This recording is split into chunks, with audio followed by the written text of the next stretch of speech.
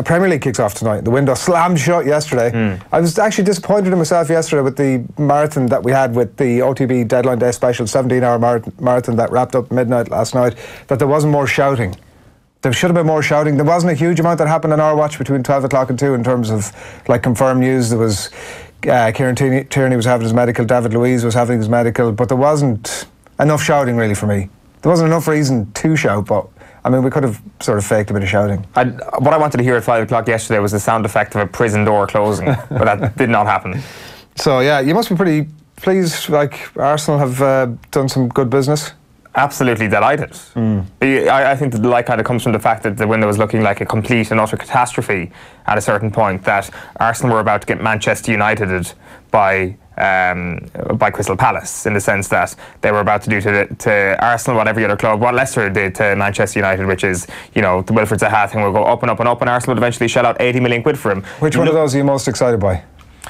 Well, in the here and the now, it's Nicolas Pepe, followed closely by David Luiz. Kieran Tierney is an absolutely outstanding signing. Gabriel Martinelli is one for the future. William Saliba is one for the future. Which one of those is the most likely to be a disaster of a signing?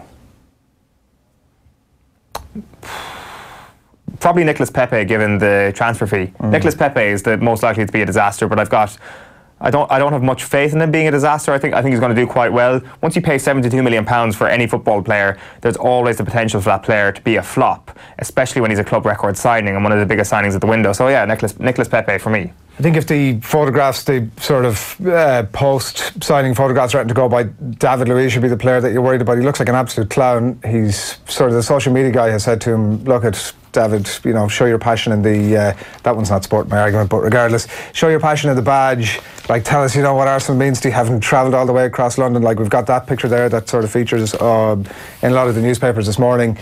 And he's a guy who, obviously, for people who are listening in, it's David Luiz with fists in the air, jumping up in the air in a photograph studio somewhere.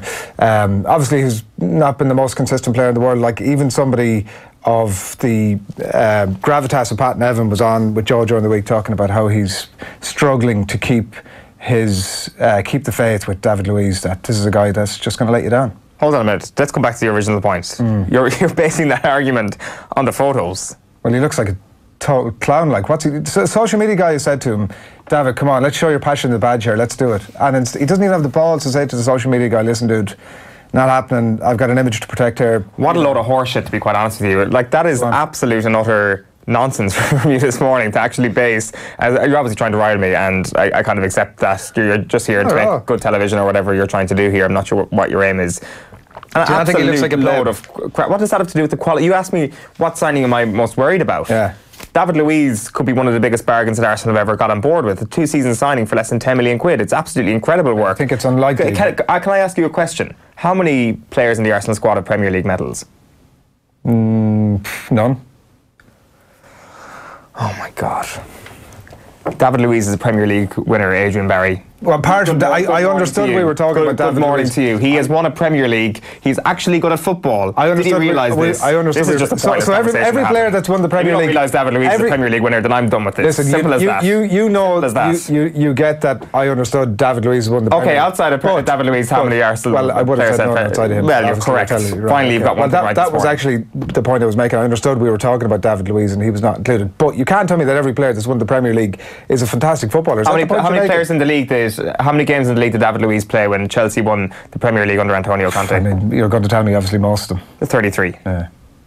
What's your point? I mean, I'm just saying that he's a guy that the most staunch defender that I've ever heard of David Luiz, and a better football mind than me, is on off the ball this week, just saying that he is... Pat Nevin is not the most staunch defender of David Luiz. He is a massive defender of David Luiz. Anytime I've ever heard him speak about it, he'll defend him to the last. And what's Pat Nevin's association with the club? It's Chelsea. What's your... Lo and behold, Chelsea pundit doesn't accept player who is throwing his toys out of the pram at his football club. So you're saying David Luiz threw the toys out of the pram at Chelsea? Yeah, a little bit, yeah. Well, that doesn't reflect amazingly on him as a professional footballer. No, not amazingly. But guess how many Premier League medals he's got in comparison to everybody else. You're away your own theory here. You seem to be sort of raising this guy up as the second coming of Jesus.